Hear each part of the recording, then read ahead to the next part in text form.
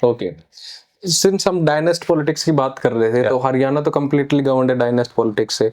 करीबन करीबन 8 ग्रैंडसन हैं जो अभी एमएलए एमपी हैं, कुछ कुछ होने वाले हैं, कुछ का गड़बड़ हो गया टिकट विकेट का। पर डायनेस्ट पॉलिटिक्स कितनी खराब चीज है हरियाणा के लिए, और क्या डायनेस्ट पॉलिटिक्स से बाहर कभी हरियाणा आ सकेगा? क्या नई पीढ़ी का की कोई पौध ऐसी होगी जो नए नेता पैदा कर सके, और वो नेता कहाँ से आएंगे? एक बहुत गंभीर प्रश्न है। इसका उत्तर मैं बजाय इसकी रेमेडी सुझाने के मैं कहता हूँ इस बुराई को हम एक्सेप्ट कर लेते हैं। जैसे कास्ट एक रियलिटी है, ऐसे मान लेते हैं कि डायनेस्टिक पॉलिटिक्स भी एक रियलिटी है। अब इसे हम कैसे इम्प्रूव कर सकते हैं? एक जनरेशन वो थी जिसके पास पैसे की कमी थी और वो चीफ मिनिस्टर बन गए, तो उन्होंने खूब वेल्थ इकट्ठा की। अब जो सेकंड जनरेशन थी उसको होना ये चाहिए था कि पैसा वैसा तो बहुत आ गया, अब हम थोड़ा सा सोशल वर्क कर लेते हैं, अच्छा थोड़ा लोगों की तरफ ध्यान। लेकिन उनकी भी एम्बिशंस बढ़ती चली गई कि अगर पिताजी ने 2 शहरों में कोठी बनाई थी तो उन्होंने 8-10 शहरों में बनवा ली। पिताजी ने 100-200 करोड़ 500 करोड़ कमाए थे तो उन्होंने और उसके आगे जीरो लगाने शुरू कर दी। लालच है, लोभ है। थर्ड जनरेशन को अकल आ जानी चाहिए कि अब सब कुछ है यार। ठीक है, हमारे दादा फटे कपड़ों में घूमते थे, संघर्ष करते थे, लेकिन आज तो हमारे पास सब चीज है। वो 1 शून्य और बढ़ाने के मूड में है। ठीक है, हमने कहा कि यार अनपढ़ लोग हैं, ज्यादा पढ़े लिखे लोग नहीं है, इन्हें समझ नहीं है। तो हरियाणा की जो 3rd-4th जनरेशन अभी यहाँ काम कर रही है, वो सब कोई लंदन स्कूल ऑफ इकोनॉमिक्स से पढ़ के आ रहा है, कोई ऑक्सफोर्ड से पढ़ के आ रहा है, कोई हार्वर्ड से पढ़ के आ रहा है। कमी नहीं है, सब बाहर से पढ़ के आ रहे हैं। और वहां से वो क्या सीख के आते हैं वो पीछे रह जाता है, पता नहीं क्या है। यहाँ आके बिल्कुल वही डर्टी पॉलिटिक्स, वही छोटी नैरो माइंडेडनेस और वही पैसा कमाना और वही धंधेबाजी, वही सारी चीजें करते हैं। हम केवल प्रभु से प्रार्थना कर सकते हैं, अगर वो कहीं एग्जिस्ट करता है, कि इनको सद्बुद्धि दे, ये लोग सुधर जाएं। चूंकि ये डायनेस्टीज को पाल तो हम लोग रहे, कैसे एक विशेष सर्कल बना लिया है कि हम मजबूर हो गए।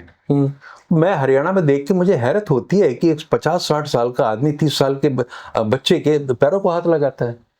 हाँ, बड़े नेता के। वो ये चाह रहा है और उसका सिर्फ पर्पज ये है कि मेरा बेटा कहीं जॉब लग जाए। पेटी इंटरेस्ट है जिनके लिए काम हो रहे हैं। या तो गवर्नेंस के लेवल पे ये हो जाए कि सिलेक्शन एंड ट्रांसफर, 2 चीजें हैं, ये पॉलिटिकल क्लास के हाथ से निकल जाए। ऐसे रूल्स बन जाए कि भाई फिक्स टेन्योर है। फिक्स टेन्योर तो आईएएस का भी है, बट आप कितना चेंजेस करते हैं उसको। पर इसमें फिर खट्टर साहब ने थोड़ी तो कुछ इम्प्रूव करने की बिल्कुल हुई है। खट्टर साहब ने तो बड़े प्रयोग किए। उन्होंने एक सुशासन सहयोगी कंसेप्ट लेकर आए, वो chief minister associate parallel. Deputy commissioner के साथ एक आदमी बिठा दिया गया, अशोका यूनिवर्सिटी का आया हुआ, वो एमबीए है और उसको बहुत ज्यादा नॉलेज है, young chap, public administration all that. वो किस पर्पज से बिठाया गया था मुझे नहीं समझ में आया, बट उसका कोई रिजल्ट तो बाहर नहीं आया।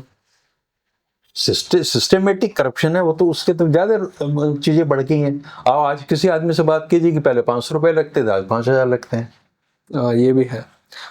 पर ऐसा ही कुछ उन्होंने बताया भी अभी रिसेंटली एक रैली में कि भजन लाल जी के बारे में बोल के कि कम से कम ये चीजें तो मैंने कम करी हैं।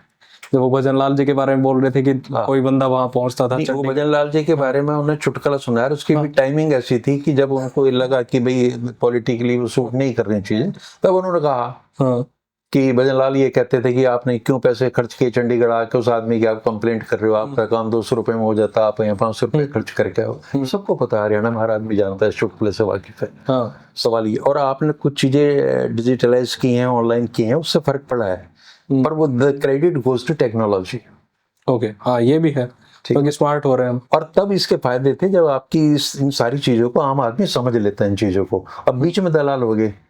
इस चीज के भी लोग हैं कि लाल अब तेरा फॉर्म में भर दूंगा ऑनलाइन।